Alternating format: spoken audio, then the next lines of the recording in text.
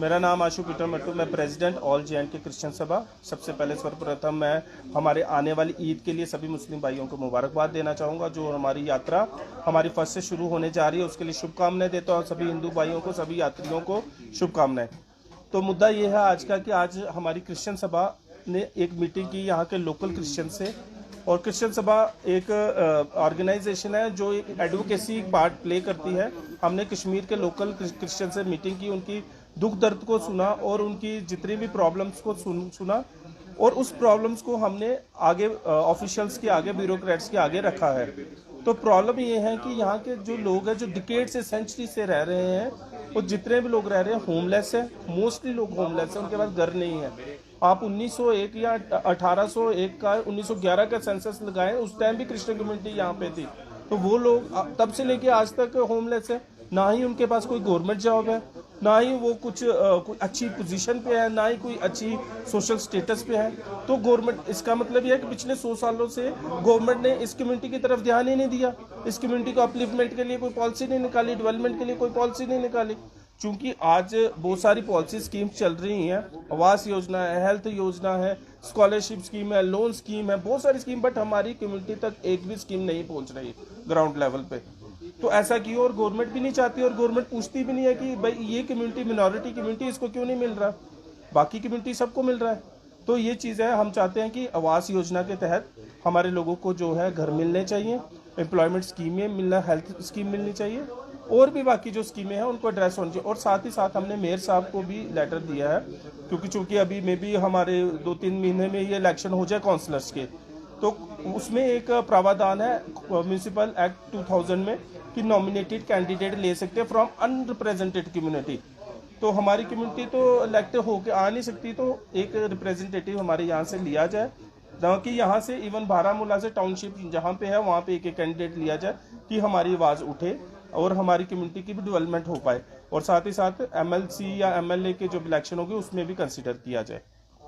Ma'am. हाँ ma'am बोलिए। नमस्कार, मैं Nisha Sambyal, national executive all J and K Sabha, former member public grievances commission, government of Delhi and police complaint authority. तो मैं सरकारी तंत्र को जानती हूँ और इसी के माध्यम को रखते हुए मैं यहाँ बात करना चाहती हूँ श्रीनगर के आपकी प्रेस वालों से कि यहाँ की जो जनता है, यहाँ के जो क्रिश्चियन लोग हैं, उनकी बहुत सी समस्याएं हैं। हमने मीटिंग ली, उनकी समस्याओं को सुना। मेन वही है कि एक तो उन लोगों के पास कोई भी रहने के प्रॉपर जगह नहीं है और उनके पास अपने घर नहीं है, जबकि गवर्नमेंट की इतनी पॉलिसीज़ हैं कि आवास योजना है और प्रधानमंत्री तो मन की बात सुनते हैं। तो श्रीनगर के लोगों के भी मन की बात सुन लें, सबकी सुनते हैं, तो हम क्यों अलग थलग हैं? चाहे कम है तो फिर भी तो इस जगह का हिस्सा है। तो मैं मीडिया के माध्यम से कहना चाहती हूँ कि जैसे कि LG साहब ने अभी ज़मीन एक्वायर करी है, तो उसमें से कुछ यहाँ के भी लोग जो रह गए हैं उन लोगों को आवास योजना में डाला जाए, उनको घर दिए जाएं। जो बेचारे अपना घर नहीं बना सकते या नहीं खरीद सकते तो उनको भी मिलेंगे, तो सरकार की वाहवाही भी होगी और एक अच्छी बात होगी कि एक पॉलिसी सबके लिए बराबर है, किसी एक के लिए नहीं है। तो मैम आप कोई मकान का जो बोल रहे हैं, घर का बोल रहे हैं जी, तो आज तक जो भी हमारे क्रिश्चियन भाई बहन है जो कश्मीर में रह रहे हैं जी, तो वो उन्होंने आज तक अप्लाई नहीं किया उस स्कीम के तहत। देखिए, एक तो वो बहुत गरीब हैं, किराए पे रहते हैं और किसी के पास नौकरी है, किसी के पास नौकरी नहीं है, छोटे छोटे काम करते हैं, पर अपनी क्योंकि इतने एक कम है संख्या में हैं। और फिर सबसे बड़ी बात मैं ये कहना चाहती हूँ कि जो वहाँ से इलेक्टेड MLA है या काउंसलर है, उसने उन घरों को क्यों नहीं रीच आउट किया? कैसे छोड़ दिया? क्या एक वो कहते हैं ना, अनेकता में एकता, हिंद की विशेषता, कहाँ पे एकता है, कहाँ पे वो प्यार है? जबकि मुझे इतना पता है कि ये जो आपका स्टेट है, जे&के है, यहाँ पे तो मोहब्बत बहती है, तो फिर ये वाले लोग कैसे छूट गए?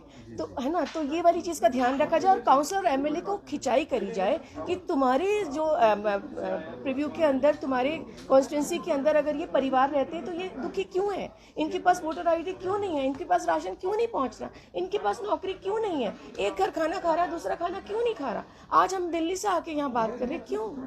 मगर हाँ, मुझे विश्वास है कि मीडिया जो है इस बात को ज़रूर आगे तक रखेगी। लोगों की जिनके पास वॉइस नहीं है, जो डरे सहमे हैं, उनको भी मिलेगी कि भाई आप लोगों के माध्यम से। मैं अपना सवाल फिर से रिपीट करूंगा। हाँ, बोलिए। यहाँ पे यहाँ क्रिश्चियन भाई बहन रहते हैं। हाँ जी। तो have they reached any government office? Have they been denied human rights? देखिए, कोशिश तो हुई है बट उस तरीके से नहीं हुई, या उनको कोई ऐसा पैरवी करने वाला नहीं प्रॉपर मिल पाया, क्योंकि हम नहीं चाहते कि हमारे जो धार्मिक जगहें हैं वो उस चीज़ में इन्वॉल्व हों। तो ये काम हमारा है लीडर्स का कि हम अपनी इश्यूज़ को रखें, है ना, क्योंकि धर्म एक जगह है और ये वाली बात जो तंत्र है, सरकारी तंत्र के साथ बातचीत वो दूसरे लोग करते हैं, तो इन्वॉल्व कर दिया जाता है, that we don't want. Thank you so much. Thank you.